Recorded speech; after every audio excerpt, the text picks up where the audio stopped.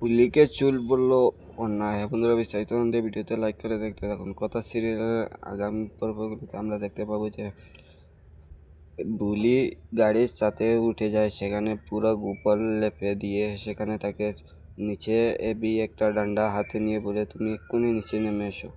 তখন বুলি বলে, না, আমি নিচে নামলেই তো আপনি আমাকে মারবেন। তখন সবাই বলে, না, মারবে না, আমরা আছি তো, কেউ মারবে না, তুমি নিচে চলে আসো। তারপরে এইসব হতে এখানে সেখানে চলে আসে রিটা। রিটা এসে বলে, এই তহু কথার মতো, যে মানুষটা মরে গেছে সে কি করে বেঁচে ফিরে আসতে পারে। তখন সে কয়েকটা ছবি নিয়ে প্রান্তিকের কাছে চলে যায়। এদিকে আমরা দেখতে পাই যে সবাই যার যার মতো করে সেখান থেকে চলে যায়। তখন এবিও সেখান থেকে চলে যায়। তারপর বুলি সে বাড়ির দিকে রওনা হয়। তখন আমরা দেখতে পাই যে কর্তা দাদু বাড়ির সবাইকে এক জায়গায় জড়ো করে বলে যে গুহ ফার্মার যে জায়গাটা জ্বলে গেছে, যে জায়গাটা আগুনে পুড়ে গেছে, সেই জায়গাটা বেচে দেব। এতগুলো জায়গা দিয়ে কী করব, আমি তো গুহ ফার্মার ব্যবসাটা অনেকটাই ছোটো করে ফেলেছি।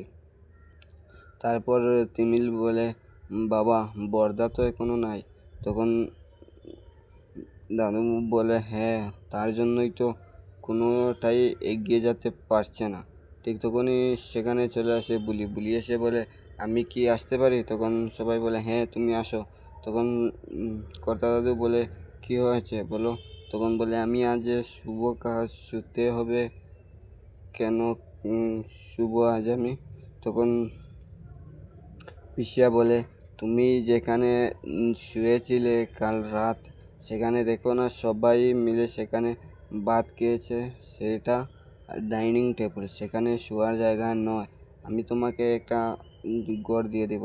তখনই কর্তা দাদু বলে, তুমিও কেউ উপর গেস্ট রুমটা দিয়ে দেও। তখন সেখানে পিসিয়া বলে, সেখানে তো রিটা থাকে, তাই না? তারপর বুলি বলে, না, আমাকে একটা বারান্দা হলেই হবে, বারান্দাতে আমি শুয়ে যাব।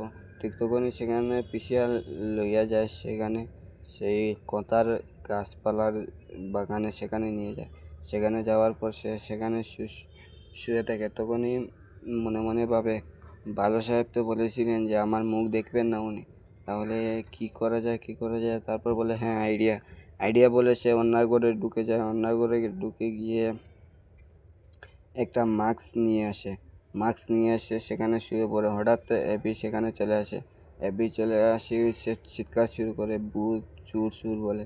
ঠিক তখনই সেখানে বুলি বলে, হ্যাঁ, আমি চুর নয়, আমি বুলি।